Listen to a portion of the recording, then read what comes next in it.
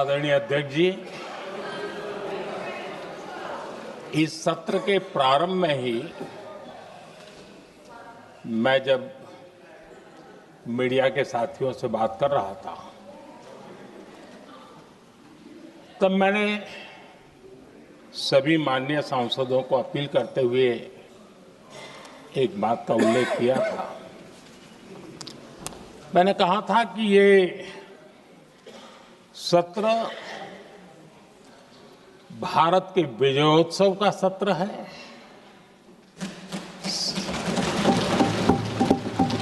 संसद का ये सत्र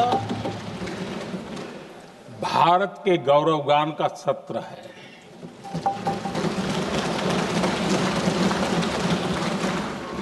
आदरणीय अध्यक्ष जी, जब मैं विजयोत्सव की बात कर रहा हूं तब मैं कहना चाहूंगा कि ये विजयोत्सव आतंकी हेडक्वार्टर्स को मिट्टी में मिलाने का है।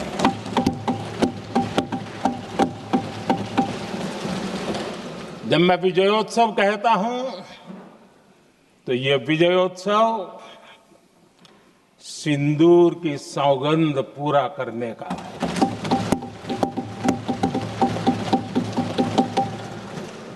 मैं जब ये विजयोत्सव कहता हूं तो ये भारत की सेना के शौर्य और सामर्थ्य का विजय गाथा कह रहा है।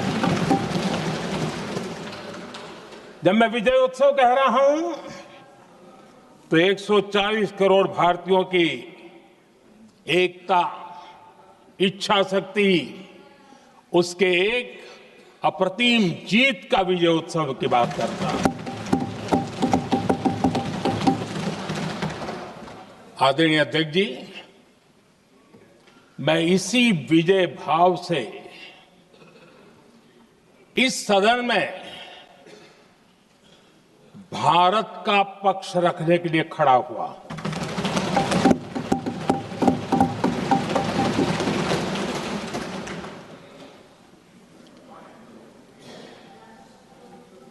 और जिन्हें भारत का पक्ष नहीं दिखता है उन्हें मैं आईना दिखाने के लिए खड़ा हुआ।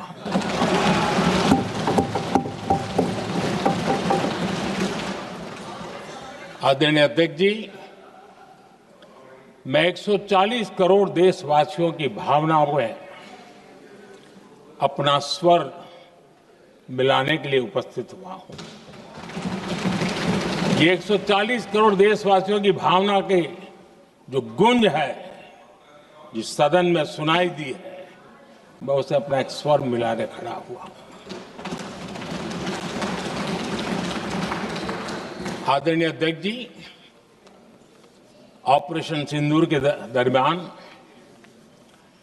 जिस प्रकार से देश के लोगों ने मेरा साथ दिया, मुझे आशीर्वाद दिए, देश की जनता मुझ पर कर्ज है। मैं देशवासियों का आभार व्यक्त करता हूं। मैं देशवासियों का अभिनंदन करता हूं। आदरणीय अध्यक्ष जी, 22 अप्रैल को पहलगाम में जिस प्रकार की क्रूर घटना घटी, जिस प्रकार आतंकवादियों ने निर्दोष लोगों को उनका धर्म पूछ करके गोलियां मारी, ये क्रूरता की पराकाष्ठा थी। भारत को हिंसा की आग में झोंकने का ये सुविचारित प्रयास था। भारत में दंगे फैलाने की ये साजिश थी। मैं आज देशवासियों का धन्यवाद करता हूं कि देश ने एकता के साथ उस साजिश को नाकाम कर दिया।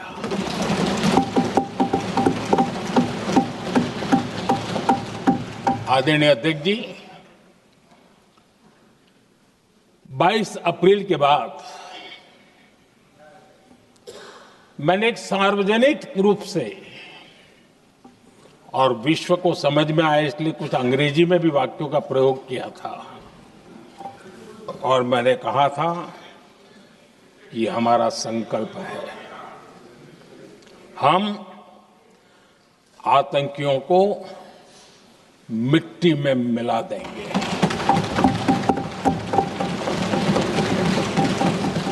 और मैंने सार्वजनिक रूप से कहा था, सजा उनके आकाओं को भी होगी और कल्पना से भी बड़ी सजा मिलेगी।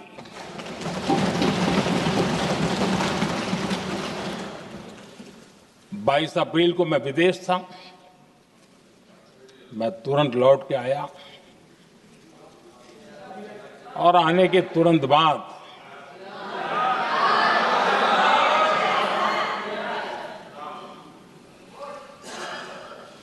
मैंने एक बैठक बुलाई और उस बैठक में हमने साफ साफ निर्देश दिए कि आतंकवाद को करारा जवाब देना होगा और ये हमारा राष्ट्रीय संकल्प है। आदरणीय अध्यक्ष जी, हमें हमारे सैन्य बलों की क्षमता पर पूरा विश्वास है, पूरा भरोसा है उनकी क्षमता पर, उनके सामर्थ्य पर, उनके साहस पर। सेना को कार्रवाई की खुली छूट दे दी गई और यह भी कहा गया कि सेना तय करें कब, कहां, कैसे, किस प्रकार से। ये सारी बातें उस मीटिंग में साफ साफ कह दी गई और कुछ बातें उसमें से मीडिया में शायद रिपोर्ट भी हुई है।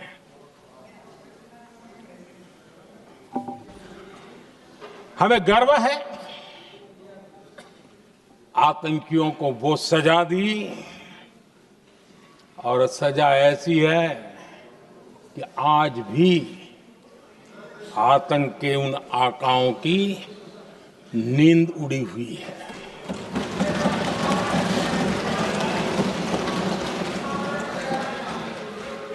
आदरणीय अध्यक्ष जी, मैं हमारी सेना की सफलता के उससे जुड़े भारत के उस पक्ष को सदन के माध्यम से देशवासियों के सामने रखना चाहता हूं।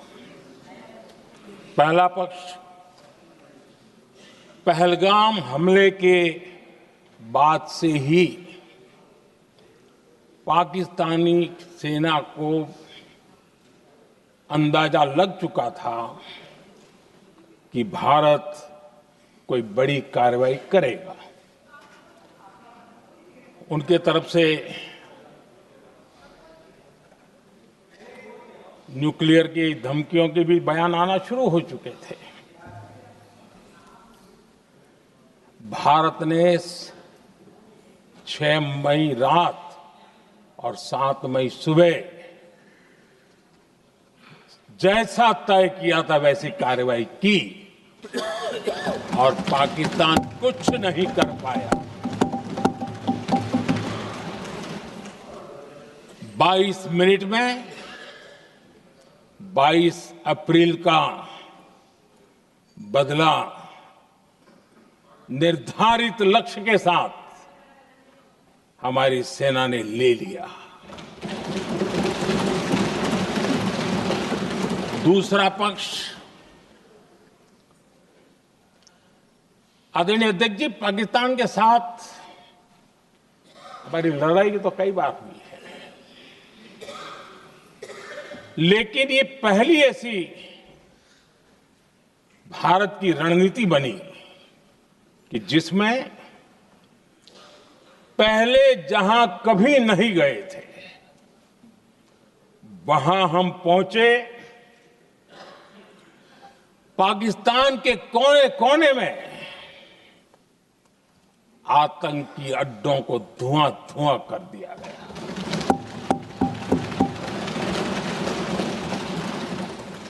आतंक के गढ़ कोई सोच नहीं सकता कि वहां तक कोई जा सकता है।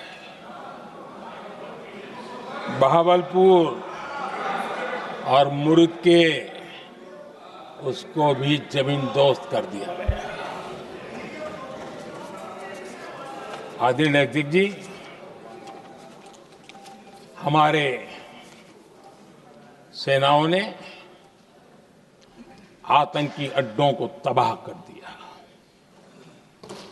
तीसरा पक्ष, पाकिस्तान की न्यूक्लियर धमकी को हमने झूठा साबित कर दिया।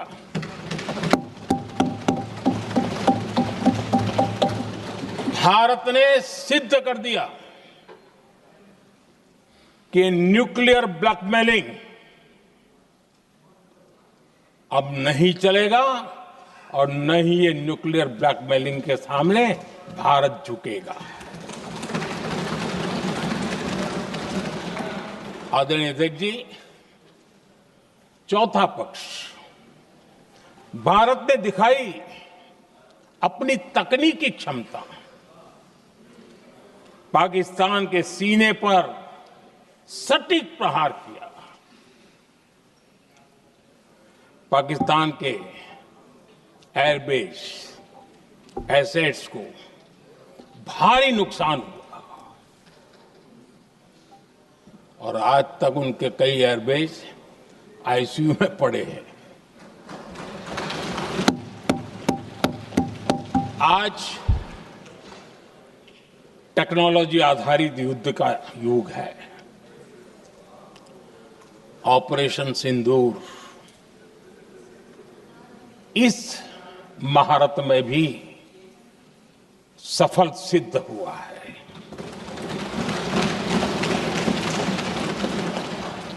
अगर पिछले 10 साल में जो हमने तैयारियां की हैं वो न की होती तो इस तकनीक के युग में हमारा कितना नुकसान हो सकता था, इसका हम अंदाज लगा सकते हैं। पांचवा पक्ष,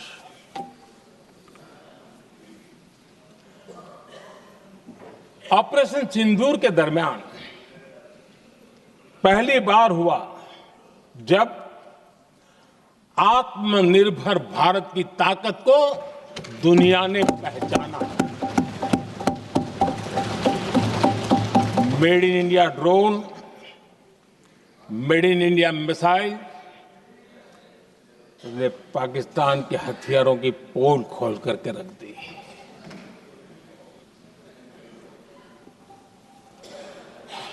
आदरणीय अध्यक्ष जी, और भी एक महत्वपूर्ण काम जो हुआ है, वैसे जब राजीव गांधी जी थे उस समय उनके जो एक डिफेंस का काम देखने वाले एमओएस थे, उन्होंने जब मैंने सीडीएस की घोषणा की तो वो बहुत प्रसन्न होकर के मुझे मिलने आए थे और बहुत बहुत प्रसन्न थे वो। इस समय ऑपरेशन में नेवी, आर्मी, एयरफोर्स तीनों सेनाओं का जॉइंट एक्शन, इसके बीच की सिनर्जी, इसने पाकिस्तान के छक्के छुड़ा दिए।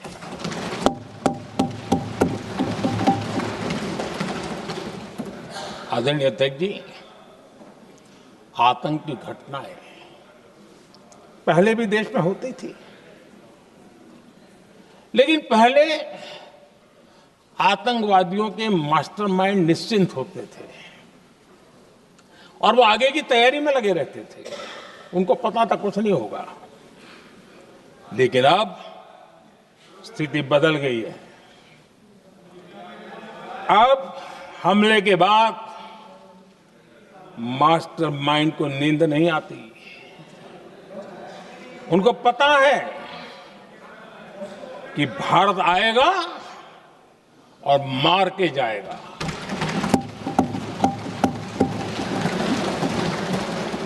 ये न्यू नॉर्मल भारत ने सेट कर दिया है।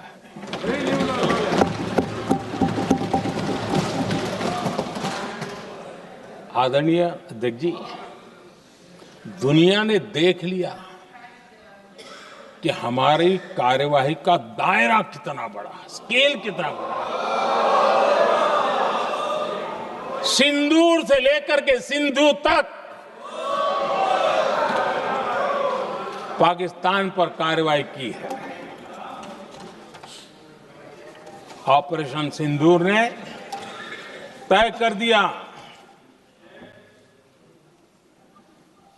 कि भारत में आतंकी हमले की, उसके आकाओं को और पाकिस्तान को भारी कीमत चुकानी पड़ेगी। अब ऐसे ही नहीं जा सकते। आदरणीय अध्यक्ष जी, ऑपरेशन सिंदूर से स्पष्ट होता है कि भारत ने 3 सूत्र तय किए हैं।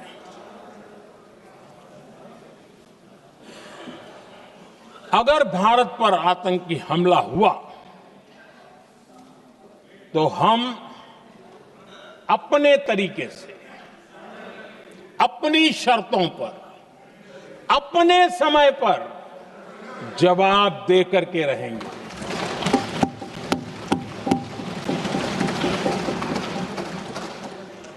दूसरा, कोई भी न्यूक्लियर ब्लैकमेल अब नहीं चलेगा।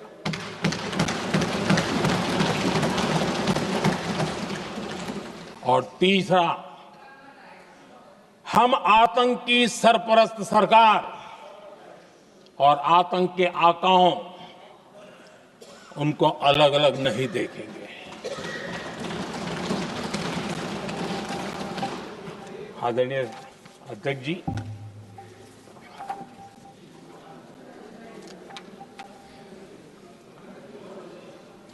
यहां पर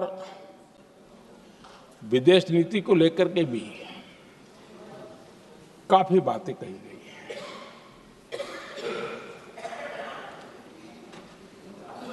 दुनिया के समर्थन को लेकर के भी काफी बातें कही गई हैं। मैं आज सदन में कुछ बातें पूरी स्पष्टता से कह रहा हूं। दुनिया में किसी भी देश ने भारत को अपनी सुरक्षा में कार्रवाई करने से रोका नहीं है।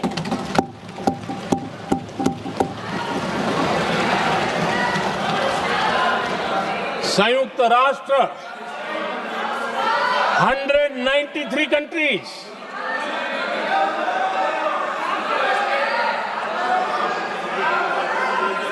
सिर्फ 3 देश 193 कंट्री में सिर्फ 3 देश ऑपरेशन सिंदूर के दौरान पाकिस्तान के समर्थन में बयान दिया था। Only 3 countries. क्वाड हो, ब्रिक्स हो, फ्रांस, रूस, जर्मनी, कोई भी देश का नाम ले लीजिए, तमाम देश दुनिया भर से भारत को समर्थन मिला है।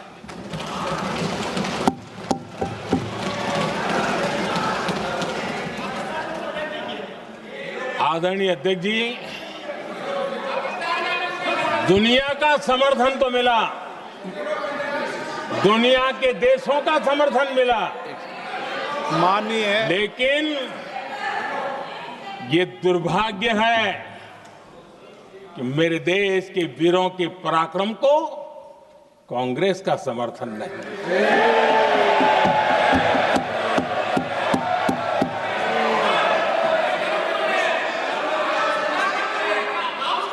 22 अप्रैल के बाद 22 अप्रैल के आतंकी हमले के बाद 3-4 दिन में ही ये उछल रहे थे और कहना शुरू कर दिया, कहां गई 56 इंच की छाती, कहां खो गया मोदी, मोदी तो फेल हो गया। क्या मजा ले रहे थे। उनको लगता था वाह बाजी मार ली। उनको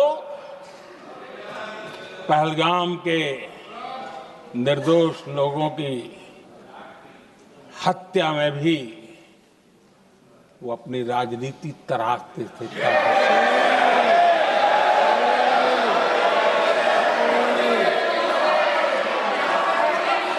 अपनी स्वार्थी राजनीति के लिए मुझ पर निशाना साध रहे थे, लेकिन उनकी ये बयानबाजी, इनका छिछोरापन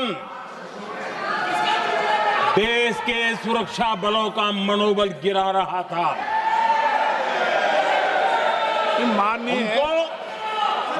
माननीय प्रतिपक्ष के नेता, एक मिनट, प्रतिपक्ष के नेता आपकी बात सबने ध्यान से सुनी।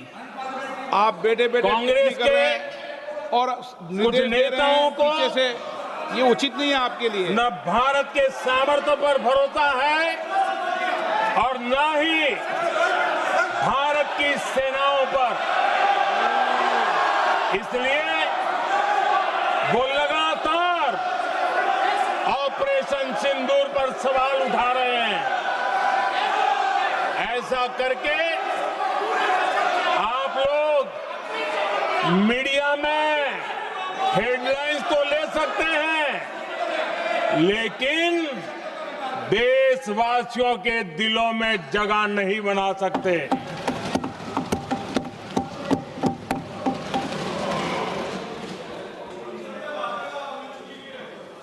आदरणीय सभापति जी, आदरणीय अध्यक्ष जी, 10 मई को भारत ने ऑपरेशन सिंदूर के तहत हो रहे एक्शन को रोकने की घोषणा की। इसको लेकर यहां भांति भांति की बातें कही गई। ये वही प्रोपेगेंडा है जो सीमा पार से फैलाया गया है। कुछ लोग सेना द्वारा दिए गए तथ्यों की जगह पाकिस्तान के झूठ प्रचार को आगे बढ़ाने में जुटे हुए हैं। जबकि भारत का रुख हमेशा स्पष्ट रहा है। आदरणीय अध्यक्ष जी, कुछ चीजें मैं जरा स्मरण भी कराना चाहता हूं। जब सर्जिकल स्ट्राइक हुआ, उस समय हमने लक्ष्य तय किया था, हमारे जवानों को तैयार करके, कि हम उनके इलाके में जाकर के आतंकियों के जो लॉन्चिंग पैड है उनको नष्ट करेंगे। और सर्जिकल स्ट्राइक, एक रात के उस ऑपरेशन में हमारे लोग सूर्योदय होते होते काम पूरा करके वापस आए। लक्ष्य निर्धारित था कि ये करना है। जब बालाकोट एयर स्ट्राइक किया तो हमारा लक्ष्य तय था कि आतंकियों के जो ट्रेनिंग सेंटर्स है, इस बार हम उसको तबाह करेंगे, और हमने वो भी करके दिखाया। ऑपरेशन सिंदूर के समय हमारा लक्ष्य तय था और हमारा लक्ष्य था कि आतंक के जो एपी सेंटर है और पहलगाम के आतंकियों को जहां से पुरजोश योजना बनी, ट्रेनिंग मिली, व्यवस्था मिली, उस पर हमला करेंगे। हमने उनके नाभि पर हमला कर दिया।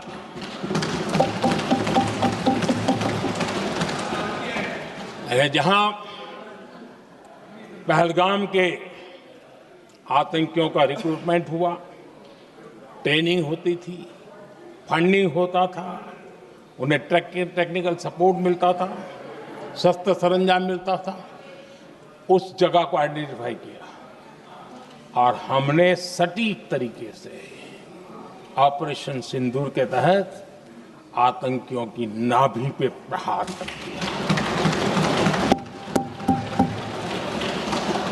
और आदरणीय अध्यक्ष जी, इस बार भी हमारी सेना ने 100% लक्ष्यों को हासिल करके देश के सामर्थ्य का परिचय दिया।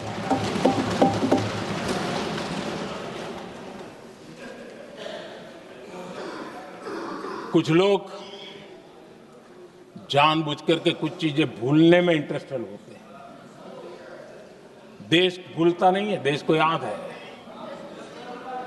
6 रात और 7 मई सुबह ऑपरेशन हुआ था और 7 मई को सुबह भारत ने प्रेस कॉन्फ्रेंस हमारी सेना ने की और इस प्रेस कॉन्फ्रेंस में भारत ने स्पष्ट कर दिया था और पहले दिन से क्लियर था कि हमारा लक्ष्य है आतंकियों के आका, आतंकियों की जो व्यवस्थाएं जहां से होती है वो और उनके अड्डे, उनको हम ध्वस्त करना चाहते थे और हमने प्रेस कॉन्फ्रेंस में कह दिया था, हमने हमारा काम कर दिया है, हमने जो तय किया था पूरा कर दिया है। और इसलिए 6-7 मई को ऑपरेशन हमारे यहां संतोषजनक होने के तुरंत बाद कल जो राजनाथ जी ने कहा था, मैं डंके की चोट पर दोबारा दोहराता हूं, भारत की सेना ने पाकिस्तान की सेना को चंद मिनटों में बता दिया कि हमारा ये लक्ष्य था, हमने लक्ष्य पूरा कर दिया है, ताकि उनको पता चले और हमें भी पता चले कि उनके दिल दिमाग में क्या चलता है।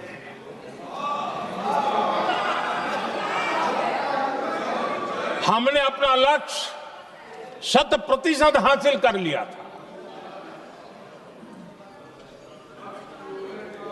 और पाकिस्तान में समझदारी होती तो आतंकियों के साथ खुलेआम खड़े रहने की गलती न करता। उसने निर्लज्ज होकर के आतंकवादियों के साथ खड़े रहने का फैसला किया। हम पूरी तरह तैयार थे, हम भी मौके की तलाश में थे, लेकिन हमने दुनिया को बताया था कि हमारा लक्ष्य आतंकवाद है, आतंकवादी आका है, आतंकवादी ठिकाने हैं, वो हमने पूरा कर दिया। लेकिन जब पाकिस्तान ने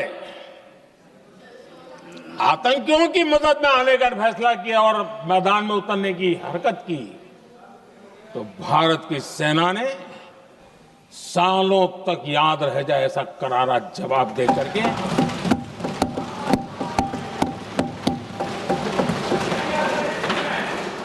9 मई की मध्य रात्रि और 10 मई की एक प्रकार से सुबह हमारी मिसाइलें उन्होंने पाकिस्तान के हर कोने में प्रचंड प्रहार किया, जिसकी पाकिस्तान ने कभी कल्पना नहीं की थी, और पाकिस्तान को घुटनों पर आने के लिए मजबूर कर दिया।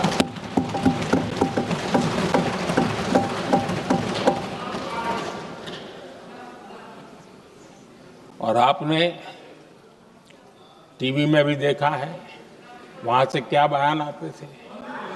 पाकिस्तान के लोग, अरे मैं तो स्विमिंग पूल में नहा रहा था, कोई कह रहा था मैं तो दफ्तर जाने की तैयारी कर रहा था, हम कुछ सोचे इस पहले तो भारत ने तो हमला कर दिया। ये पाकिस्तान के लोगों के बयान है और देश ने देखे हैं। स्विमिंग पूल में नहा रहा था।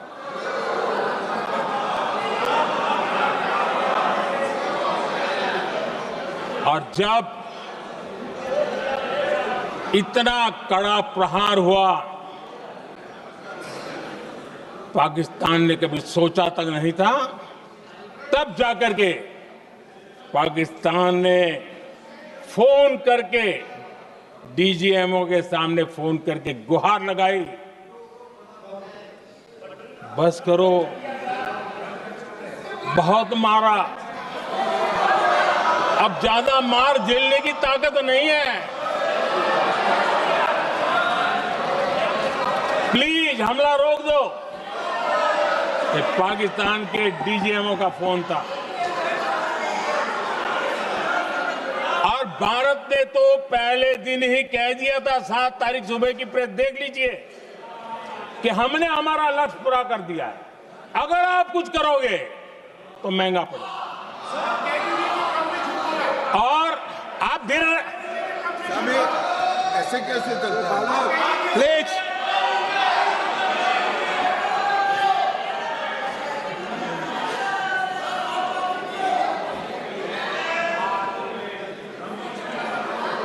मैं आज दोबारा कह रहा हूं, ये भारत की स्पष्ट नीति थी, सुविचारित नीति थी, सेना के साथ मिलकर के तय की हुई नीति थी, और वे ये थी कि हम आतंक, उनके आका, उनके ठिकाने, ये हमारा लक्ष्य है। और हमने कहा, पहले दिन प्रेस कॉन्फ्रेंस में कहा है कि हमारा एक्शन नॉन एक्सीलेटरी है, ये हमने कह करके किया है। और इसके लिए साथियों हमने हमला रोका। अध्यक्ष जी, दुनिया के किसी भी नेता ने भारत के ऑपरेशन रोकने के लिए नहीं कहा।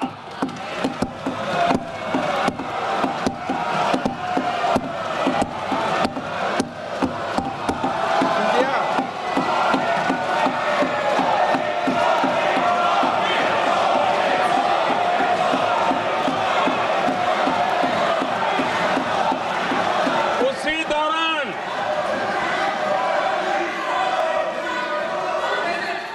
9 तारीख को रात को अमेरिका के उपराष्ट्रपति जी ने मुझसे बात करने का प्रयास किया। वो घंटे भर कोशिश कर रहे थे, लेकिन मेरी सेना के साथ मीटिंग चल रही थी, तो मैंने उनका फोन उठा नहीं पाया। बाद में मैंने उनको कॉल बैक किया। मैंने कहा कि आपका फोन था, 3-4 बार आपका फोन आ गया, क्या है? तो अमेरिका के उपराष्ट्रपति जी ने मुझे फोन पे बताया कि पाकिस्तान बहुत बड़ा हमला करने वाला है, ये उन्होंने मुझे बताया। मेरा जो जवाब था, जिनको समझ नहीं आता है उनको तो नहीं आएगा,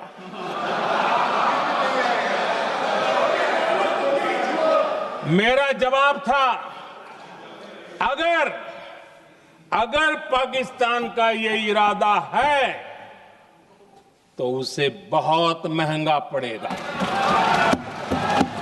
ये मैंने अमेरिका के उपराष्ट्रपति को कहा।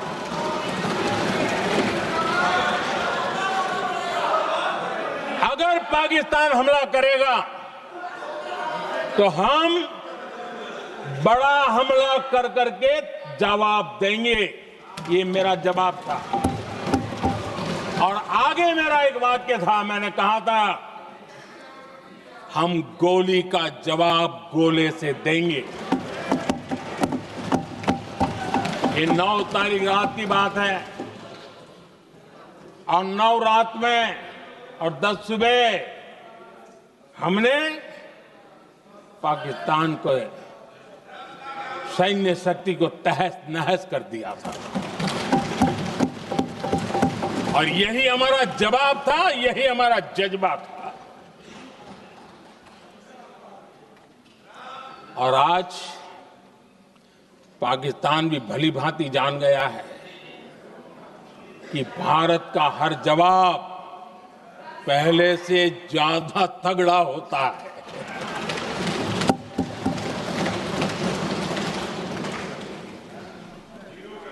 उसे यह भी पता है कि अगर भविष्य में नौबत आई तो भारत आगे कुछ भी कर सकता है।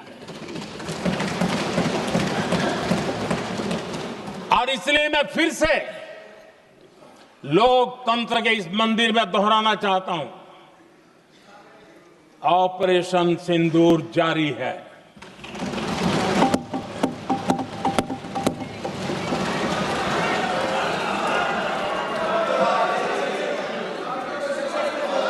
पाकिस्तान ने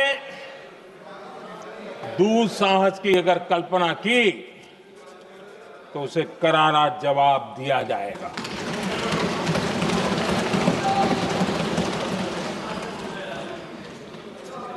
आदरणीय अध्यक्ष जी, आज का भारत आत्मविश्वास उससे भरा हुआ है। आज का भारत आत्मनिर्भरता के मंत्र को लेकर के पूरी शक्ति के साथ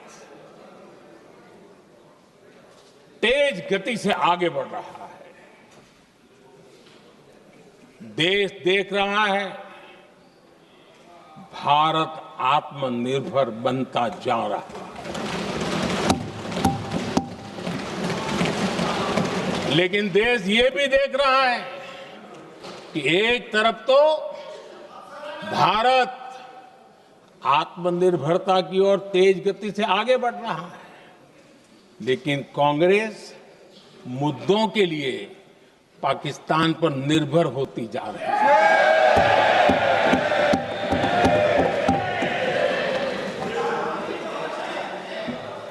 मैं आज पूरा दिन देख रहा था, जो 16 घंटे से जो चर्चा चल रही है, दुर्भाग्य से।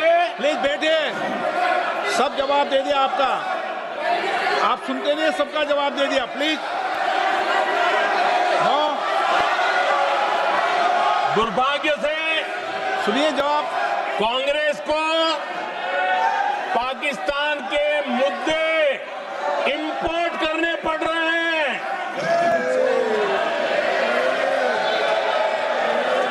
आदरणीय अध्यक्ष जी, आज के वॉरफेयर में इंफॉर्मेशन और नैरेटिव्स की प्लीज बैठिए। बहुत बड़ी भूमिका है।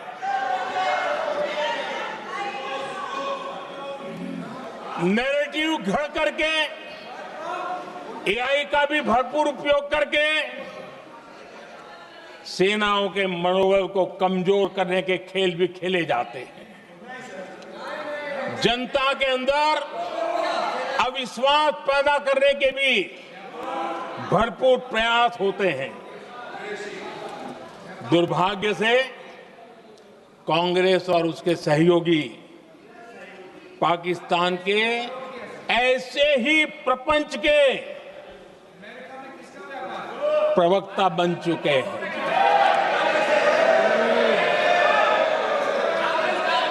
आदरणीय अध्यक्ष जी, देश की सेना ने, आदरणीय अध्यक्ष जी, ये तरीका है देश की सेना ने, बैठिए बैठिए। देश की सेना सर्जिकल स्ट्राइक की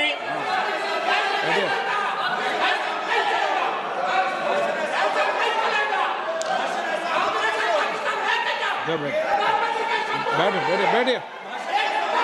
आदरणीय अध्यक्ष जी, देश की सेना ने सफलतापूर्वक सर्जिकल स्ट्राइक की तो तुरंत कांग्रेस वालों ने सेना से सबूत मांगे थे,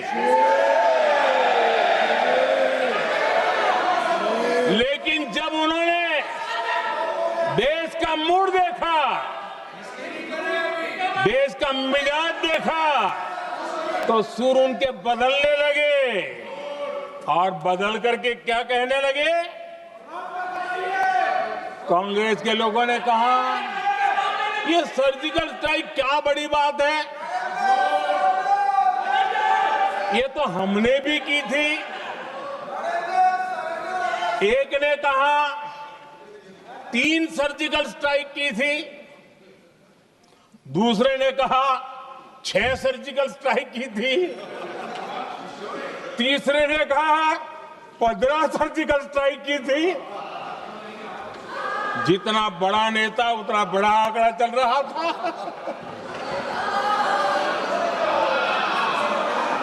आदरणीय अध्यक्ष जी, इसके बाद बालाकोट में सेना ने एयर स्ट्राइक की। अब एयर स्ट्राइक तो ऐसी थी कि वो कुछ कह नहीं सकते थे, इसलिए ये तो नहीं कहा कि भाई हमने भी की थी। उसमें तो उन्होंने समझदारी दिखाई, लेकिन फोटो मांगने लगे। एयर स्ट्राइक हुई तो फोटो दिखाओ, क्या कहां गिरा, क्या तोड़ा, कितना तोड़ा, कितने मरे, बस यही पूछते रहे। पाकिस्तान भी यही पूछता था, ये भी यही पूछते थे। इतना ही नहीं, आदरणीय अध्यक्ष जी, जब पायलट अभिनंदन पकड़े गए तो पाकिस्तान में तो खुशी का माहौल होना स्वाभाविक था कि उनके हाथ में भारतीय सेना का एक पायलट उनके हाथ लगा था। लेकिन यहां पर भी कुछ लोग थे जो कानों कानों में कह रहे थे, अब मोदी फंसा, अब अभिनंदन वहां आए, मोदी ला करके दिखा दे, अब देखते हैं मोदी क्या करता है। आज डंके की चोट पर अभिनंदन वापिस आए।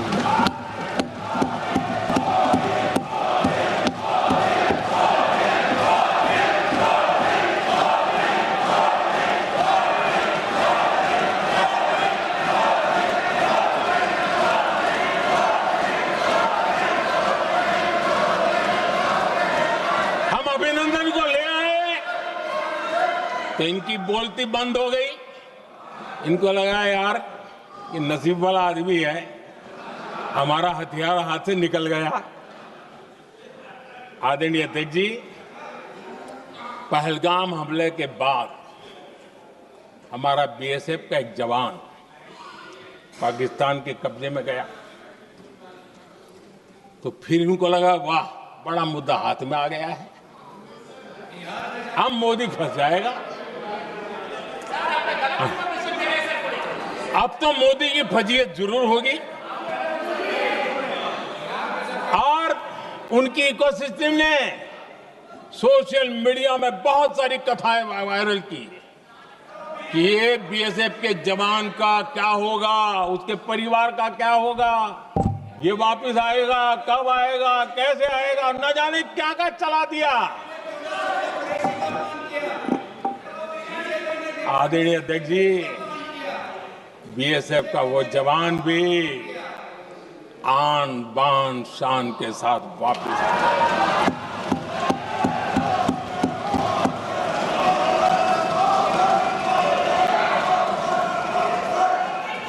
आतंकवादी रो रहे हैं,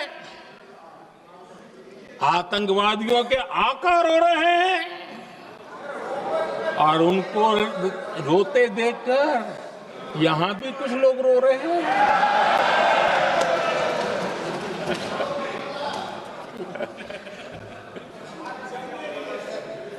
अब देखिए, सर्जिकल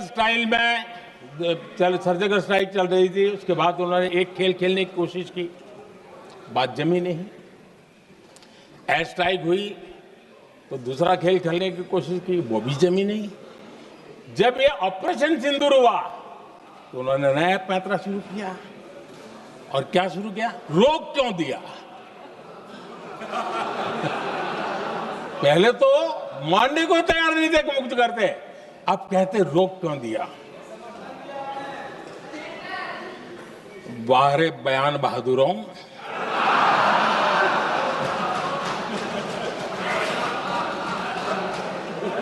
आपको विरोध का कोई न कोई बहाना चाहिए।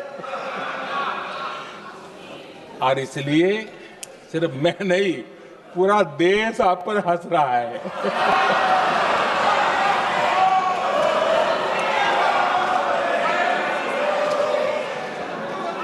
आदरणीय अध्यक्ष जी,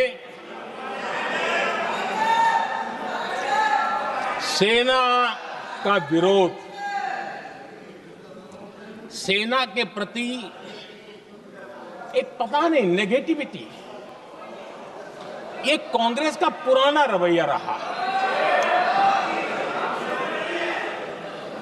देश ने अभी अभी करगिल विजय दिवस मनाया, लेकिन देश पूरी तरह जानता है कि उनके कार्यकाल में और आज तक करगिल के विजय को कांग्रेस ने अपनाया नहीं है। न करगिल विजय दिवस मनाया है, न करगिल विजय का गौरव किया। इतिहास साक्षी है अध्यक्ष जी। जब डोकलाम में सैन्य हमारा शौर्य दिखा रहा था, तब कांग्रेस के नेता चुपके चुपके किससे ब्रीफिंग लेते थे, वो सारी दुनिया अब जान गई।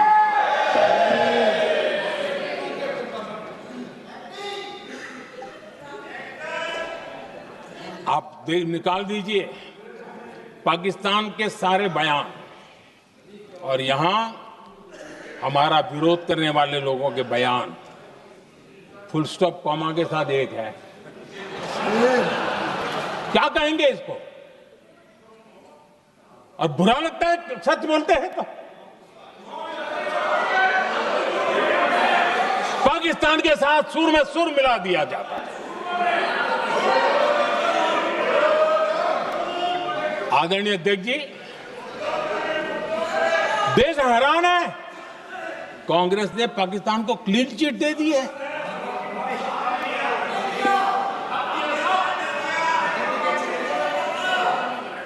उनकी ये हिम्मत, और इनकी आदत जाती नहीं है, ये हिम्मत कि पहलगाम के आतंकी पाकिस्तानी थे, इसका सबूत दो।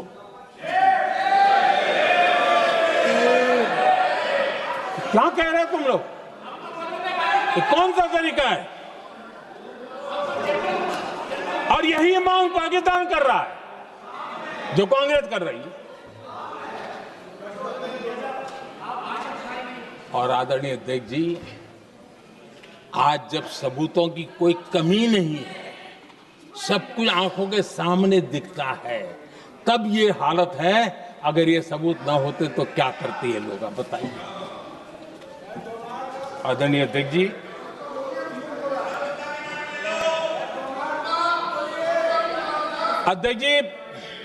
ऑपरेशन सिंदूर के एक पार्ट की तरफ तो चर्चा भी बहुत होती है, ध्यान भी जाता है, लेकिन देश के लिए कुछ गौरव की क्षणें होती हैं, ताकत की परिचय होता है, उसकी तरफ भी ध्यान जाना बहुत आकर्षित है। हमारे एयर डिफेंस सिस्टम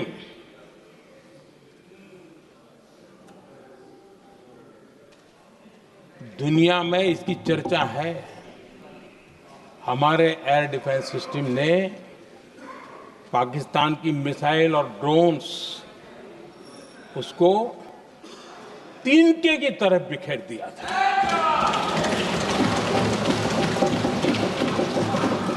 आदरणीय अध्यक्ष जी, मैं एक आंकड़ा आज बताना चाहता हूं, पूरा देश गर्व से भर जाएगा। कुछ लोगों का क्या होगा मैं नहीं जानता, पूरा देश गर्व से भर जाएगा। 9 मई को पाकिस्तान ने करीब 1000 मिसाइलों और आर्म्ड ड्रोन्स के भारत पर बहुत बड़ा हमला करने की कोशिश की। 1000 ये मिसाइलें भारत के किसी भी हिस्से पर गिरती तो वहां भयंकर तबाही मचती, लेकिन 1000 मिसाइल्स और ड्रोन्स को भारत ने आसमान में ही चूर चूर कर दिया।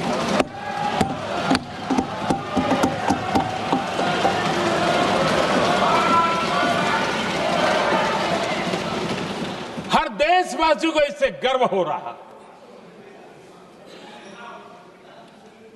लेकिन जैसे कांग्रेस के लोग इंतजार कर रहे थे, कुछ तो गड़बड़ होगी यार, मोदी मरेगा, कहीं तो फंसेगा।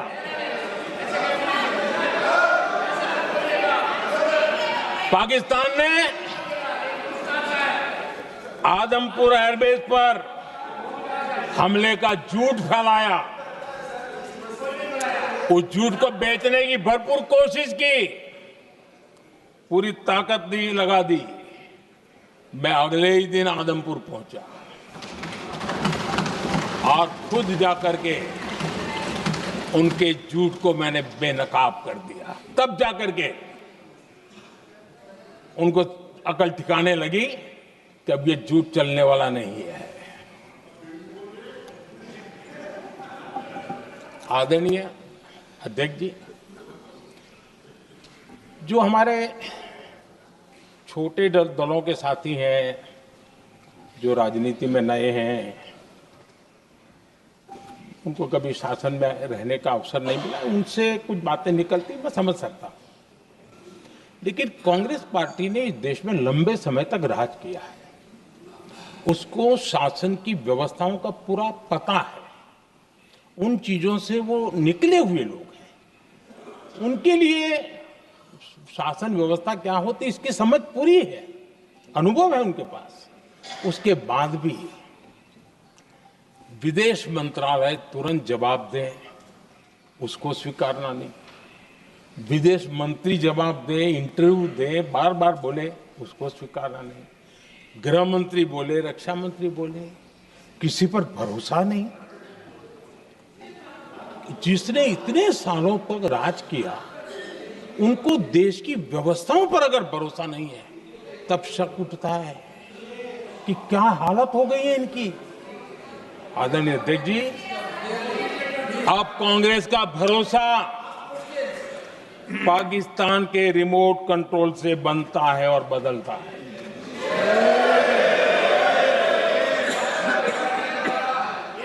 आदरणीय अध्यक्ष जी, एक बिल्कुल कांग्रेस के नए सदस्य, यानी उनको तो क्षमा करनी चाहिए, नए सदस्य को क्या कहेंगे, लेकिन कांग्रेस के आका जो उनको लिख करके देते हैं और उनसे बुलवाते हैं, खुद में हिम्मत नहीं है, उनसे बुलवाते हैं कि ऑपरेशन सिंदूर ये तो तमाशा था, ये आतंकवादियों ने जिन 26 लोगों को मौत के घाट उतारा था ना, उस भयंकर क्रूर घटना पर ये तेजाब छिड़कने वाला पाप है। तमाशा कहते हो? आपकी असहमति हो सकती है, और ये कांग्रेस के नेता बुलवाते हैं।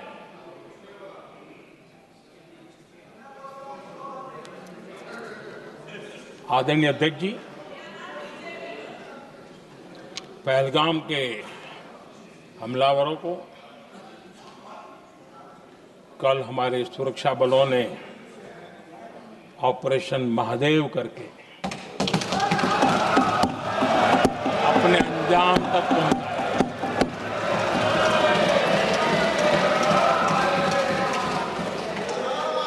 लेकिन मैं हैरान हूं कि यहां ठहाके लगा के पूछा गया कि आखिर ये कल ही क्यों हुआ।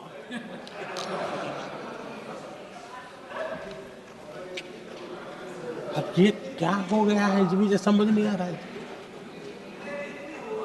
क्या ये ऑपरेशन के लिए कोई सावन महीने का सोमवार ढूंढा गया था क्या? क्या हो गया है इन लोगों को? हताशा, निराशा इस हद तक।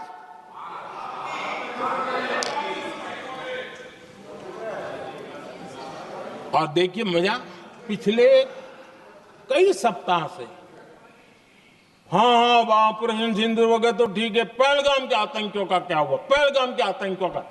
अब हुआ तो कल क्यों हुआ?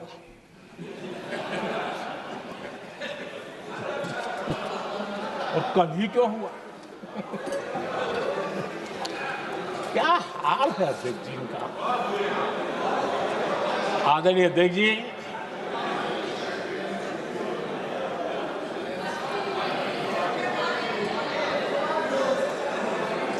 आदरणीय अध्यक्ष जी, शास्त्रों में कहा गया है, हमारे शास्त्रों में कहा गया है,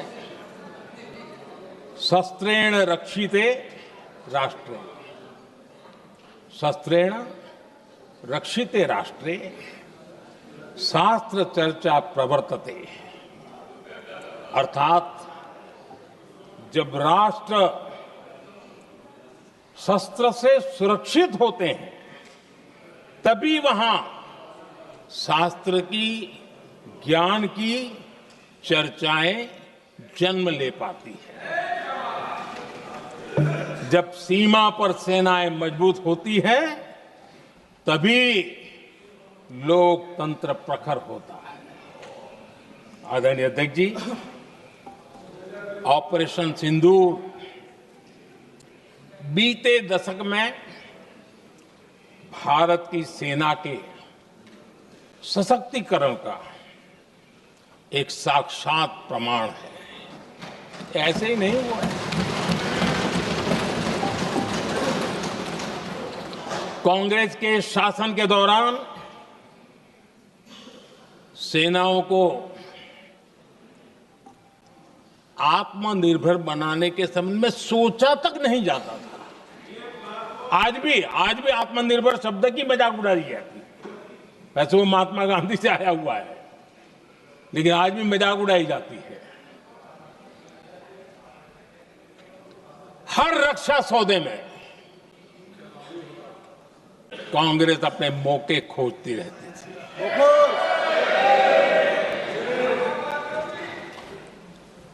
छोटे छोटे हथियारों को लिए विदेशों पर निर्भरता, ये इनका कार्यकाल रहा है। Bullet proof jacket, night vision camera तक नहीं होते थे। और लंबा लिस्ट है, जीप से शुरू होता है, बफोर, हेलीकॉप्टर, हर चीज के साथ घोटाला जुड़ा हुआ है। आदरणीय अध्यक्ष जी, हमारी सेनाओं को आधुनिक हथियारों के लिए दशकों तक इंतजार करना पड़ा। आजादी के पहले, और इतिहास गवाह, एक जमाना था जब डिफेंस मैन्युफैक्चरिंग में भारत का आवाज सुनाई देती थी। जिस समय तलवारों से लड़ा जाता था ना, तब भी तलवारें भारत की श्रेष्ठ मानी जाती थी। हम डिफेंस के इक्विपमेंट में आगे थे। लेकिन आजादी के बाद जो एक मजबूत डिफेंस इक्विपमेंट मैन्युफैक्चरिंग का हमारा दायरा था, जो हमारा पूरा इकोसिस्टम था, उसको सोच समझ करके तबाह कर दिया गया। उसको दुर्बल किया गया।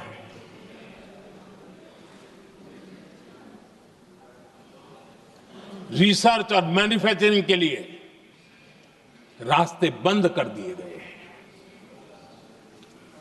अगर इसी नीति पर हम चलते तो भारत इस 21वीं सदी में ऑपरेशन सिंदूर के संबंध में सोच भी नहीं सकता। यह हालत करके रखा हुआ था उन्होंने। भारत को सोचना पड़ता कि अगर कोई एक्शन लेना है तो शस्त्र कहां से मिलेंगे, साधन कहां से मिलेगा, बारूद कहां से मिलेगा, समय पर मिलेगा या नहीं मिलेगा, बीच बचाव में रुक तो नहीं जाएगा, ये टेंशन पालना पड़ता है।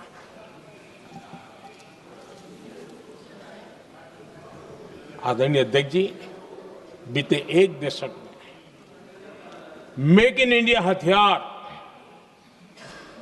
सेना को मिले, उन्होंने इस ऑपरेशन में बहुत निर्णायक भूमिका निभाई।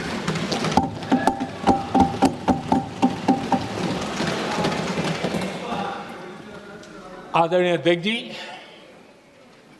एक दशक पहले भारत के लोगों ने संकल्प लिया, हमारा देश सशक्त, आत्मनिर्भर और आधुनिक राष्ट्र बने। रक्षा, सुरक्षा, हर क्षेत्र में बदलाव के लिए एक के बाद एक ठोस कदम उठाए गए, सीरीज ऑफ रिफॉर्म्स किए गए और देश में सेना में जो रिफॉर्म्स हुए हैं, जो आजादी के बाद पहली बार हुए। चीफ ऑफ डिफेंस स्टाफ की नियुक्ति, ये विचार कोई नया नहीं था, दुनिया में प्रयोग भी चलते हैं, भारत में निर्णय नहीं होते थे। हमने, ये बहुत बड़ा रिफॉर्म था, हमने किया और बहुत ही, मैं हमारी तीनों सेनाओं का अभिनंदन करता हूं कि इस व्यवस्था को उन्होंने दिल से सहयोग किया है, दिल से स्वीकार किया है। सबसे बड़ी ताकत ज्वाइंटनेस और इंटीग्रेशन की इस समय नेवी हो, एयरफोर्स हो, आर्मी हो, ये इंटीग्रेशन और ज्वाइंटनेस ने हमारी ताकत को अनेक गुना बढ़ा दिया और उसका परिणाम भी हमें नजर में आया है, ये हमने करके देखा है। सरकार की जो डिफेंस प्रोडक्शन की कंपनियां थी, उसमें हमने रिफॉर्म किए। शुरुआत में वहां पर आग लगाना, आंदोलन करवाना, हड़तालें करवाने के खेल चल रहे थे, अभी भी बंद नहीं हुए हैं, लेकिन देश हित को सर्वोपरि मान करके उन डिफेंस इंडस्ट्री के हमारे जो लोग थे सरकारी व्यवस्था में, उन्होंने इसको मन से लिया, रिफॉर्म को स्वीकार किया और वो भी आज बहुत प्रोडक्टिव बन गए।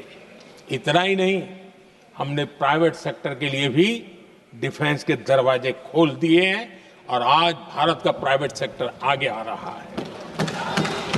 आज स्टार्टअप्स डिफेंस के क्षेत्र में हमारे 27-30 साल के नौजवान, टियर 2, टियर 3 सिटी के नौजवान, कई कुछ जगह तो बेटियां स्टार्टअप का नेतृत्व कर रही है। डिफेंस के सेक्टर में सैकड़ों की तादाद में आज स्टार्टअप काम कर रहे हैं। ड्रोन्स, एक प्रकार से मैं कह सकता हूं, ड्रोन्स की जितनी भी एक्टिविटी हमारे देश में हो रही है, शायद एवरेज 30-35 की उम्र होगी जो लोग कर रहे हैं, सारे लोग, और सैकड़ों की तादाद में कर रहे हैं। और उसका ताकत, क्योंकि इनका भी योगदान था इसमें, जिन्होंने इस प्रकार के प्रोडक्शन किए हैं, और वो हमें ऑपरेशन सिंदूर में बहुत काम आए। मैं उन सबके प्रयासों को बहुत साधुवाद करता हूं और मैं उनको विश्वास दिलाता हूं, आगे बढ़िए, अब देश रुकने वाला नहीं है।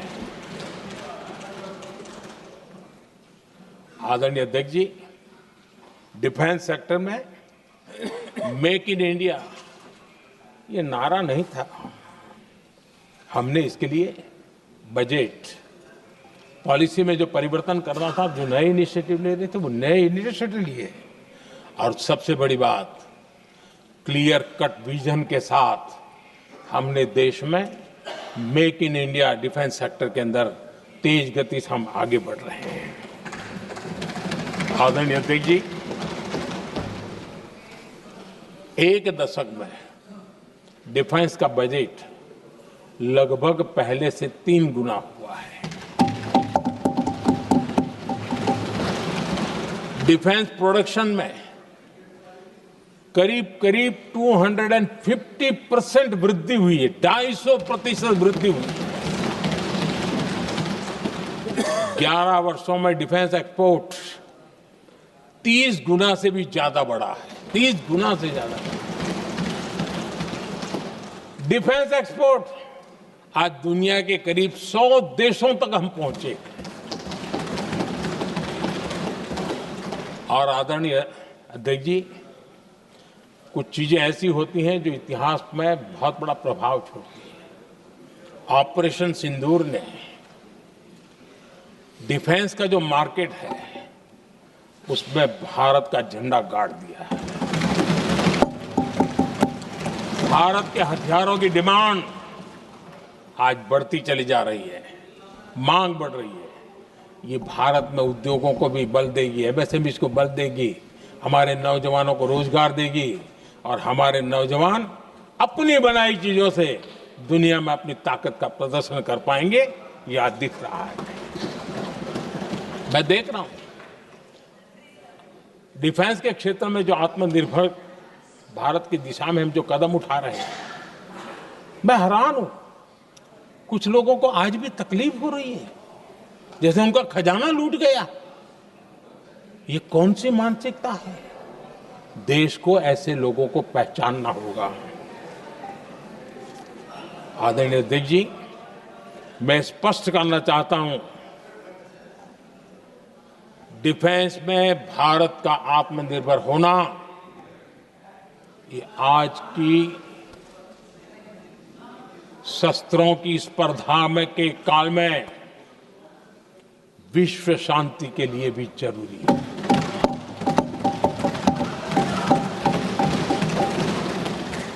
मैं पहले भी कह चुका हूं, भारत युद्ध का नहीं, बुद्ध का देश है।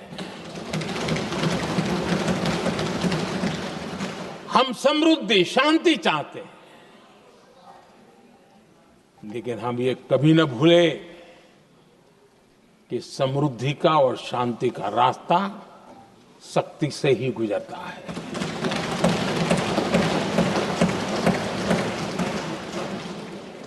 आदरणीय अध्यक्ष जी, हमारा भारत छत्रपति शिवाजी महाराज, महाराजा रणजीत सिंह, राजेंद्र चोला, महाराणा प्रताप, लसित बोरफुकन और महाराजा सुहेलदेव का देश है।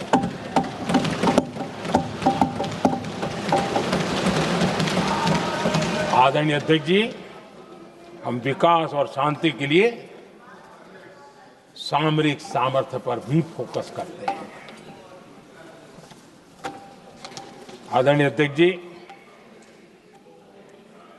कांग्रेस के पास नेशनल सिक्योरिटी का विजन पहले था और आज तो सवाल ही नहीं उठता है।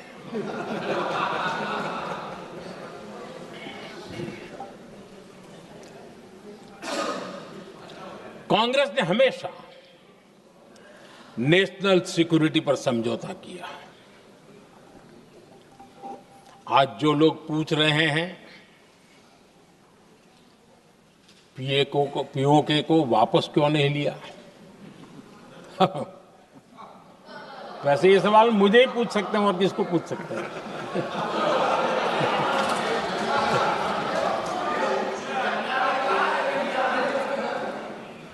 लेकिन इसके पहले जवाब देना होगा पूछने वालों को। किसकी सरकार ने पीओके पर पाकिस्तान को कब्जा करने का अवसर दिया? जवाब साफ है, जवाब साफ है।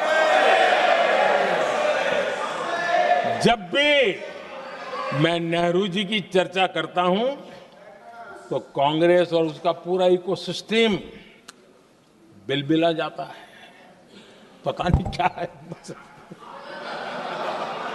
आदरणीय अध्यक्ष जी, हम एक शेर सुना करते थे, मुझे ज्यादा इसका ज्ञान तो नहीं है लेकिन सुनते थे। लम्हों ने खता की और सदियों ने सजा पाई। आजादी के बाद से ही जो फैसले लिए गए उनकी सजा आज तक देश भुगत रहा है।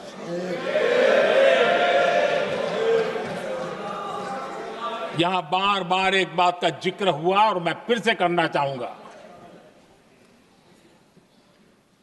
अक्साई चीन की उस पूरे क्षेत्र को बंजर जमीन करार दिया गया,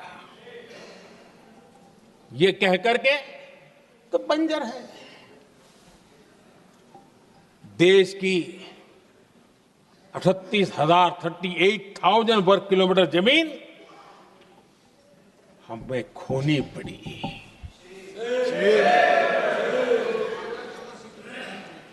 आदरणीय अध्यक्ष जी, मैं जानता हूं मेरी कुछ बातें चुभने वाली है। 1962 और 1963 के बीच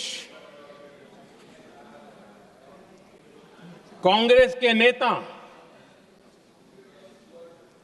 जम्मू कश्मीर के पूंछ, उरी, नीलम वैली और किशनगंगा को छोड़ देने का प्रस्ताव रख रहे थे। भारत की भूमि, आदरणीय अध्यक्ष जी, और वो भी लाइन ऑफ पीस के नाम पर किया जा रहा था। 1966 रण ऑफ कच्छ पर इन्हीं लोगों ने मध्यस्थता स्वीकार की। ये था उनका राष्ट्रीय सुरक्षा का विजन। एक बार फिर उन्होंने भारत का करीब 800 वर्ग किलोमीटर क्षेत्र पाकिस्तान को सौंप दिया, जिसमें छड़बेट भी शामिल है, कि कहीं उसको छड़ा बेट भी कहते हैं। 1965 की जंग में हाजीपीर पास को हमारी सेना ने वापस जीत लिया था, लेकिन कांग्रेस ने उसे फिर लौटा दिया। 1971 पाकिस्तान के 93,000 फौजी हमारे पास बंदी थे। पाकिस्तान का हजारों वर्ग किलोमीटर एरिया हमारी सेना ने कब्जा किया था। हम बहुत कुछ कर सकते थे, विजय की स्थिति में थे। उस दौरान अगर थोड़ी सा विजन होता, थोड़ी सी समझ होती, तो पीओके वापस लेने का निर्णय हो सकता। वो मौका था, वो मौका भी छोड़ दिया गया। अरे इतना ही नहीं, इतना सारा जब सामने टेबल पर था, अरे कम से कम करतारपुर साहब को तो ले सकते थे, वो ही नहीं कर पाया। 1974 श्रीलंका को कच्चथीवू द्वीप को गिफ्ट कर दिया गया। आज तक हमारे मछुआरे भाई बहनों को इससे परेशानी होती है, उनकी जान पर आफत आती है। क्या गुनाह था तमिलनाडु के मेरे फिशरमैन भाई बहनों का? आपने उनका हक छीन लिया और दूसरों को गिफ्ट कर दिया। कांग्रेस का दशकों से इरादा लेकर चल रही थी कि सियाचिन से सेना हटा दी जाए। आदरणीय अध्यक्ष जी, 2014 में देश ने इनको मौका नहीं दिया, वरना आज सियाचिन भी हमारे पास नहीं होता।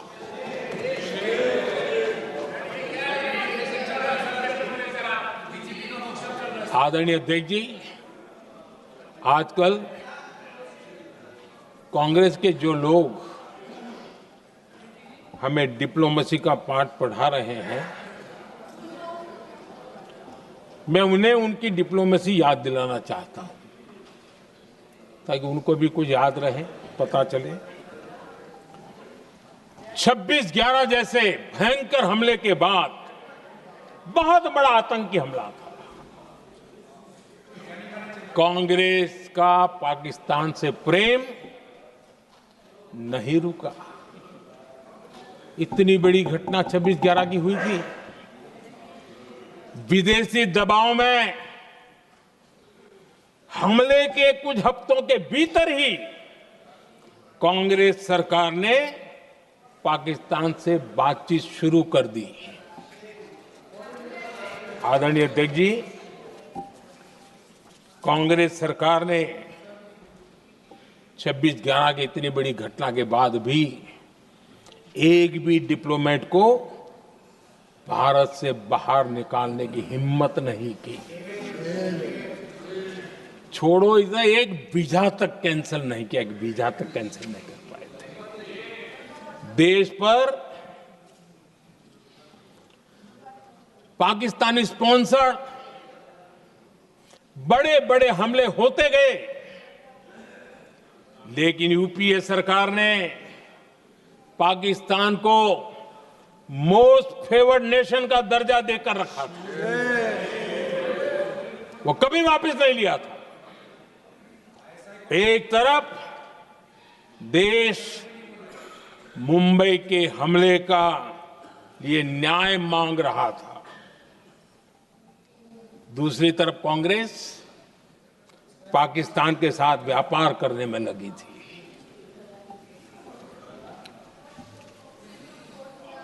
पाकिस्तान वहां से खून की होली खेलने वाले आतंकियों को भेजते रहे, और कांग्रेस यहां अमन की आश के मुशायरे किया करती थी। मुशायरे होते थे। हमने आतंकवाद और अमन की आस का ये वन वे ट्रैफिक बंद कर दिया।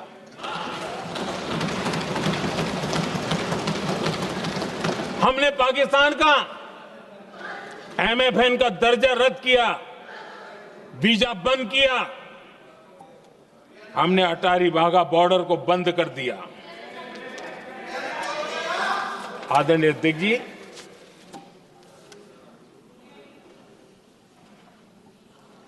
भारत के हितों को गिरवी रख देना ये कांग्रेस की पार्टी की पुरानी आदत है। इसका सबसे बड़ा उदाहरण सिंधु जल समझौता है। सिंधु जल समझौता किसने किया? नेहरू जी ने किया। और मामला किससे जुड़ा था? भारत से निकलने वाली नदियां, हमारे यहां से निकली हुई नदियां, उसका वो पानी था। और वो नदियां हजारों साल से भारत की सांस्कृतिक विरासत रही है, भारत की चैतन्य शक्ति रही है। भारत को सुजलाम सुफलाम बनाने में उन नदियों का बहुत बड़ा योगदान रहा है। सिंधु नदी जो सदियों से भारत की पहचान हुआ करती थी, उसी से भारत जाना जाता था। लेकिन नेहरू जी और कांग्रेस ने सिंधु और झेलम जैसी नदियों पर विवाद के लिए पंचायत किसको दी? वर्ल्ड बैंक को दी। वर्ल्ड बैंक फैसला करे क्या कर रहा है। नदी हमारी, पानी हमारा।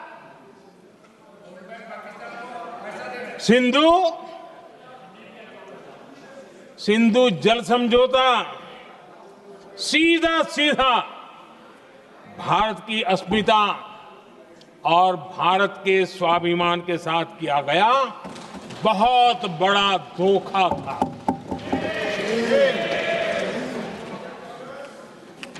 आदरणीय अध्यक्ष जी, आज के देश के युवा ये बात सुनते होंगे तो उनको भी आश्चर्य होगा कि ऐसे लोग थे हमारे देश का काम करते थे।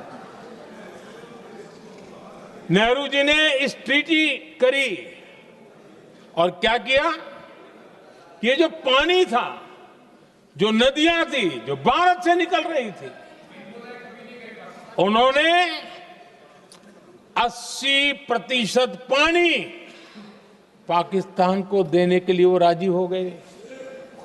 और इतना बड़ा हिंदुस्तान, उसको सिर्फ 20% पानी। कोई मुझे समझाए भाई ये कौन सी बुद्धिमानी थी?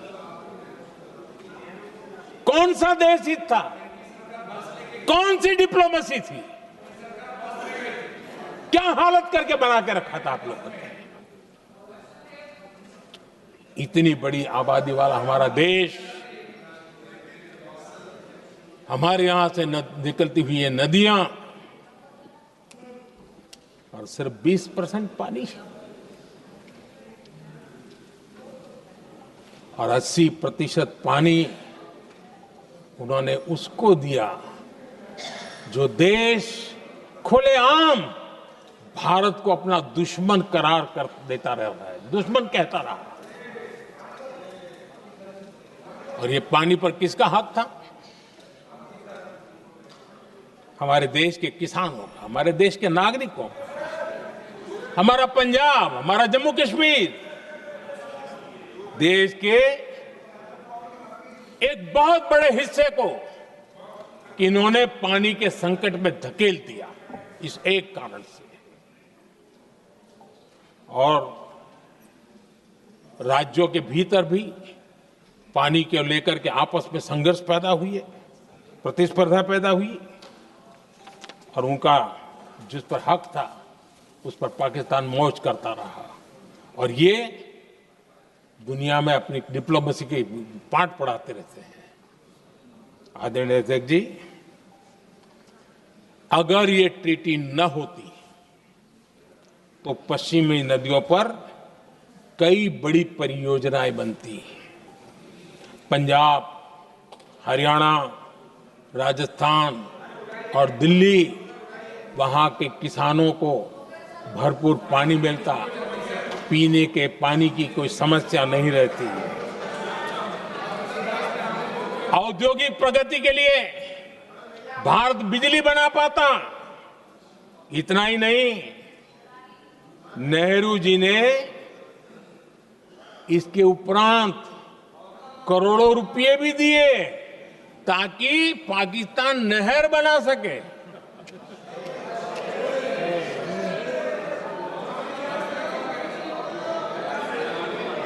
आदरणीय अध्यक्ष जी, इससे भी बड़ी बात, देश चौंक जाएगा। ये चीजें छिपाई गई है, दबा दी गई है। कहीं भी बांध बनता है तो उसमें एक मैकेनिज्म होता है उसकी सफाई का, डीसिल्टिंग का। उसमें जो मिट्टी भर जाती है, बाकी घास वगैरह आकर के भर जाता है तो उसकी कैपेसिटी कम होती है, तो उसकी सफाई के लिए यानी इनबिल्ट व्यवस्था होती है। नेहरू जी ने पाकिस्तान के कहने पर यह शर्त स्वीकार की है कि इन बांध में जो मिट्टी आएगी, कूड़ा कचरा आएगा और बांध भर जाएगा, इसकी सफाई नहीं कर सकते, डिसिल्टिंग नहीं कर सकते हैं।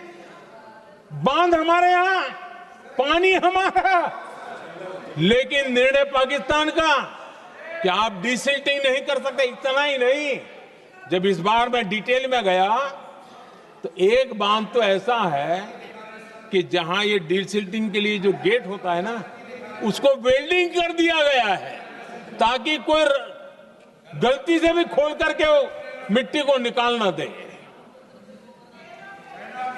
पाकिस्तान ने नेहरू जी से लिखवा लिया था कि भारत बिना पाकिस्तान की मर्जी अपने बांधों में जमा होने वाली मिट्टी साफ नहीं करेगा, डिसिल्टिंग नहीं करेगा।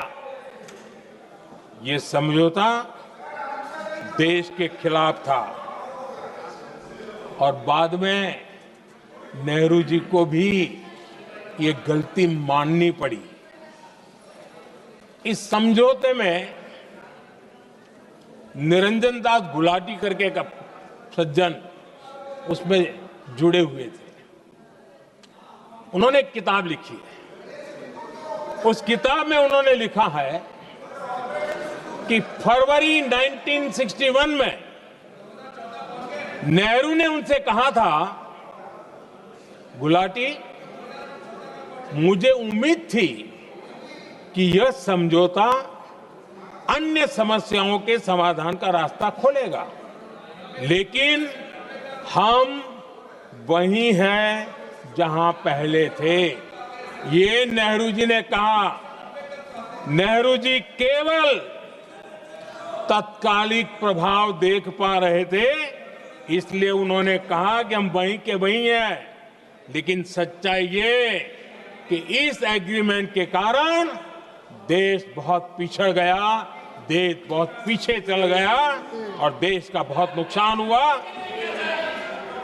हमारे किसानों को नुकसान हुआ, हमारी खेती को नुकसान हुआ।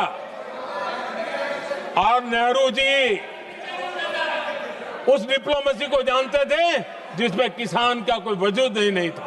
यह हाल करके रखा था उन्होंने। आदरणीय अध्यक्ष जी, पाकिस्तान आगे दशकों तक भारत के साथ युद्ध और छद्म युद्ध, प्रॉक्सी वॉर करता ही रहा। लेकिन कांग्रेस की सरकारों ने बाद में भी सिंधु जल समझौते की तरफ देखा तक नहीं, नेहरू जी की गलती को सुधारा तक नहीं।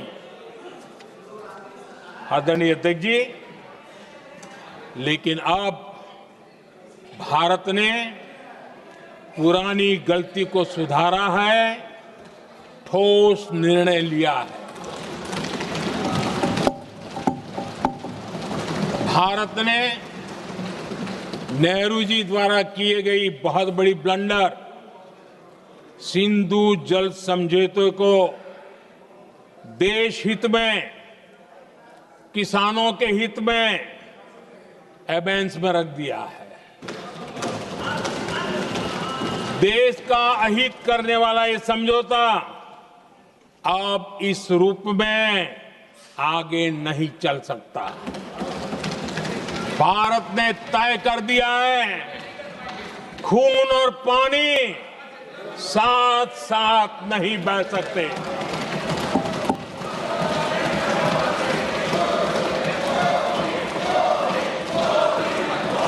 माननीय सदस्य, आप बहुत देर हो गई, आप उपनेता हैं, ये तरीका आप बैठे बैठे टोकते हैं। प्लीज, ये शोभा नहीं देता आपके लिए। बैठिए बैठिए बैठिए आदरणीय, बैठिए, शोभा नहीं देता आपका। अध्यक्ष जी, आप उपनेता हैं, अपनी मर्यादा बना के रखें। चलिए बैठिए। वहां बैठे साथी आतंकवाद पर लंबी लंबी बातें करते हैं। जब ये सत्ता में था, जुड़े हुए हैं। जब इनको राज करने का अवसर मिला था, तब देश का हाल क्या है, क्या रहा था, वो आज भी देश भूला नहीं है। 2014 से पहले देश में असुरक्षा का जो माहौल था, अगर वो आज याद भी करे ना तो लोग सिहर जाते हैं। आदरणीय अध्यक्ष जी, हम सबको याद है, जो नई पीढ़ी के बच्चे हैं उनको पता नहीं है, हम सबको पता है। हर जगह पर अनाउंसमेंट होता था, रेलवे स्टेशन पर जाओ, बस स्टैंड पर जाओ, एयरपोर्ट पर जाओ, बाजार में जाओ, मंदिर में जाओ, कहीं पर भी जाओ, जहां भी भीड़ होती है, कोई भी लावारिस चीज दिखे छूना मत, पुलिस को तुरंत जानकारी देना, वो बम हो सकता है। हम 2014 तक यही सुनते आए थे, ये हालात करके रखा था। देश के कोने कोने में यही हाल था। माहौल ये था कि जैसे कदम कदम पर बम बिछे हैं और खुद को ही नागरिकों ने बचाना है। उन्होंने हाथ ऊपर कर दिए थे, अनाउंस कर दिया। आदरणीय अध्यक्ष जी, कांग्रेस की कमजोर सरकारों के कारण देश को कितनी जानें गंवानी पड़ी, हमें अपनों को खोना पड़ा। आदरणीय अध्यक्ष जी, आतंकवाद पर लगाम लगाई जा सकती थी। हमारी सरकार ने 11 साल में ये करके दिखाया, एक बहुत बड़ा सबूत है। 2004 से 14 के बीच जो आतंकी घटनाएं होती थी, उन घटनाओं में बहुत बड़ी कमी आई है। इसलिए देश भी जानना चाहता है, अगर हमारी सरकार आतंकवाद पर नकेल कस सकती है तो कांग्रेस सरकारों की ऐसी कौन सी मजबूरी थी कि आतंकवाद को फलने फूलने दिया। आदरणीय अध्यक्ष जी, कांग्रेस के राज में आतंकवाद अगर फला फूला है तो उसका एक बड़ा कारण इनकी तुष्टीकरण की राजनीति है, वोट बैंक की राजनीति है। जब दिल्ली में बाटला हाउस एनकाउंटर हुआ, कांग्रेस के एक बड़ी नेता के आंख में आंसू थे, आतंकवादी मारे गए इसके कारण। और वोट पाने के लिए इस बात को हिंदुस्तान के कोने कोने में पहुंचाया गया। आदरणीय अध्यक्ष जी, 2001 में देश की संसद पर हमला हुआ था। तब कांग्रेस के एक बड़े नेता ने अफजल गुरु को बेनिफिट ऑफ डाउट देने की बात कही थी। आदरणीय अध्यक्ष जी, मुंबई में 26/11 का इतना बड़ा आतंकी हमला हुआ, एक पाकिस्तानी आतंकी जिंदा पकड़ा गया। पाकिस्तान की मीडिया ने, दुनिया ने यह स्वीकार किया कि पाकिस्तानी है, लेकिन यहां कांग्रेस पार्टी इतना बड़ा पाकिस्तान का पाप, इतना बड़ा पाकिस्तानी आतंकी हमला, और ये क्या खेल खेल रहे थे? वोट बैंक की राजनीति के लिए क्या कर रहे थे? कांग्रेस पार्टी इसको भगवा आतंक सिद्ध करने में जुटी हुई है।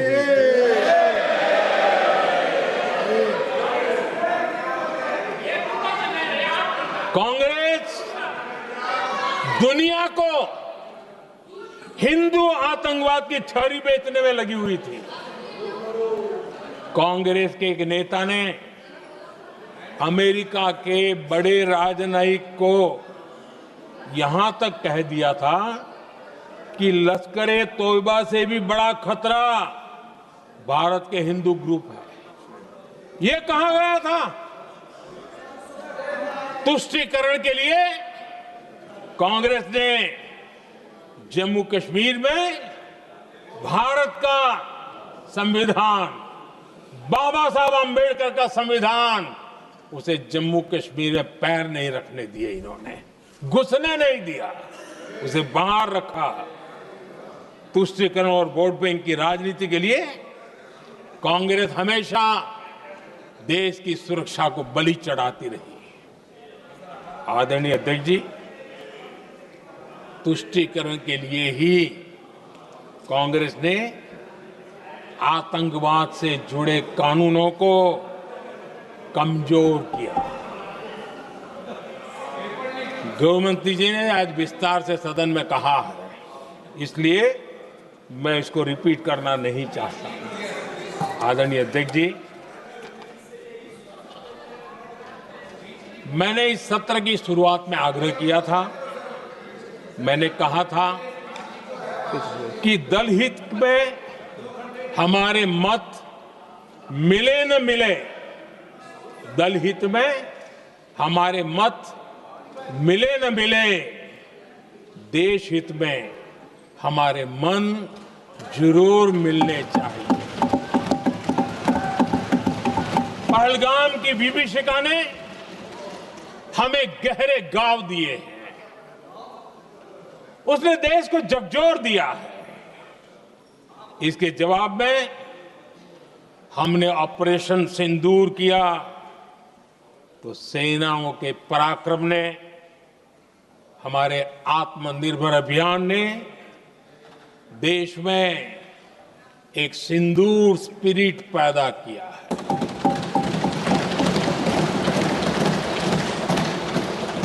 ये सिंदूर स्पिरिट हमने तब भी देखी जब दुनिया भर में हमारे प्रतिनिधि मंडल भारत की बात बताने गए। मैं उन सभी साथियों को बहुत बहुत बधाई देता हूं। आपने बहुत ही प्रभावी ढंग से भारत की बात डंके की चोट पर दुनिया के सामने रखी। लेकिन मुझे दुख इस बात का है, हैरानी भी है, जो खुद को कांग्रेस के बड़े नेता समझते हैं, उनके पेट में दर्द हो रहा है कि भारत का पक्ष दुनिया के सामने क्यों रखा गया। शायद कुछ नेताओं को सदन में बोलने पर भी पाबंदी लगा दी गई। आदरणीय अध्यक्ष जी, इस मानसिकता से बाहर निकलने की जरूरत है। कुछ पंक्तियां मेरे मन में आती हैं, मैं अपने भाव व्यक्त करना चाहता हूं। आदरणीय अध्यक्ष जी, करो चर्चा और इतनी करो, करो चर्चा और इतनी करो कि दुश्मन दहशत से दहल उठे, दुश्मन दहशत से दहल उठे। रहे ध्यान बस इतना ही, रहे ध्यान बस इतना ही, मान सिंदूर और सेना का प्रश्नों में भी अटल रहे। हमला मां भारती पर हुआ अगर, तो प्रचंड प्रहार करना होगा। दुश्मन जहां भी बैठा हो, हमें भारत के लिए ही जीना होगा। मेरा कांग्रेस के साथियों से आग्रह है कि एक परिवार के दबाव में पाकिस्तान को क्लीन चिट देना बंद कर दें। जो देश की विजय की क्षण है, कांग्रेस उसे देश के उपहास का क्षण न बनाए। कांग्रेस अपनी गलती सुधारें। मैं आज सदन में फिर स्पष्ट करना चाहता हूं, अब भारत आतंक की नर्सरी में ही आतंकियों को मिट्टी में मिलाएगा।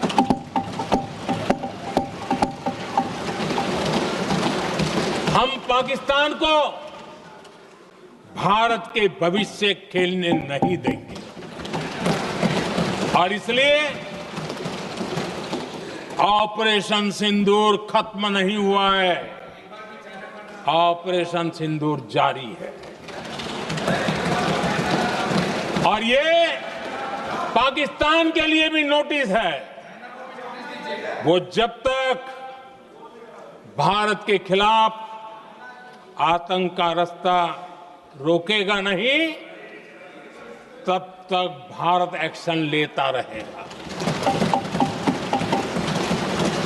भारत का भविष्य सुरक्षित और समृद्ध होगा, यही हमारा संकल्प है। इसी भाव के साथ मैं फिर से सभी सदस्यों को सार्थक चर्चा के लिए धन्यवाद देता हूं। और आदरणीय अध्यक्ष जी, मैंने भारत का पक्ष रखा है, भारत के लोगों की भावनाओं को व्यक्त किया है। मैं सदन का फिर से आभार व्यक्त करता हूं। बहुत बहुत धन्यवाद।